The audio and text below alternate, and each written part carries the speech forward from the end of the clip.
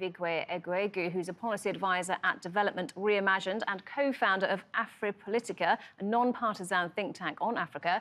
He joins us live from Abuja. Great to have you with us today. So this is the second kidnapping in just the past few months. Just how bad is the security situation in Nigeria right now?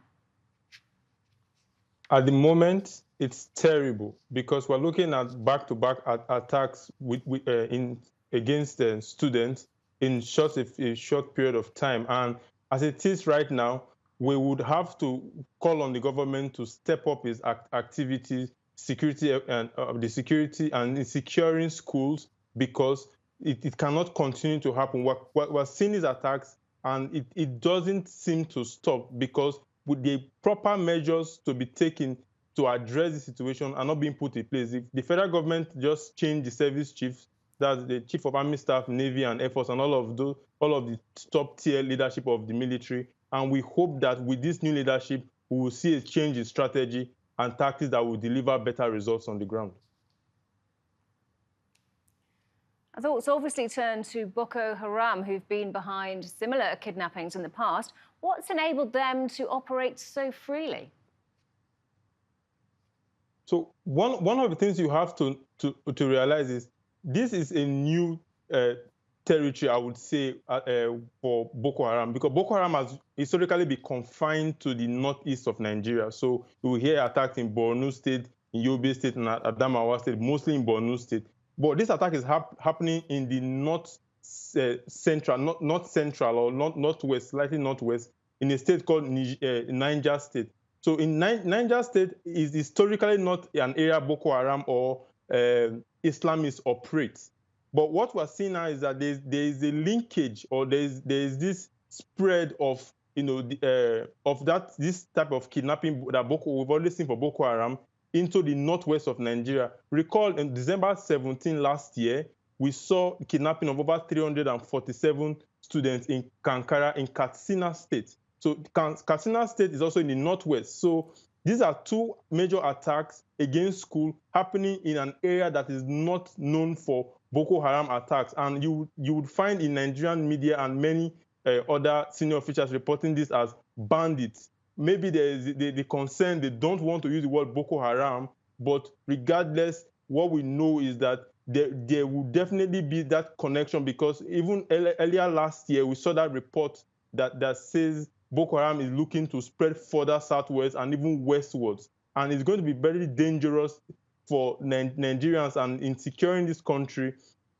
if we get that connection and that spread between eastern, northeast Nigeria and northwest. Because if Boko Haram gets a foothold in northwest, they can easily link up with their comrades operating outside of Nigeria. So you will have like a whole corridor of northern Nigeria, where they can operate and carry out their attack, and that will be particularly very challenging for Nigerian government, to contain. You said just now you thought there should be a change of strategy. What would you like to see happen to try and get this situation under control? Okay, in terms of strategy, what the last set of military leaders were known to do is that they were operating what we call the super camp strategy. So the super camp strategy happened as a way to cut down troop mortality, because initially when the war was being fought prior to 2019, you would find that the military would deploy, there will be a large base in a town, and then in rural areas they would deploy, small battalions and groups, and then to increase their force projection. But those small battalions of a couple of hundred, maybe dozens, are easily overrun by Boko Haram. And that led to a lot of casualties. So to correct that, what the army now did was to withdraw all the forces and concentrate them in large super camps, from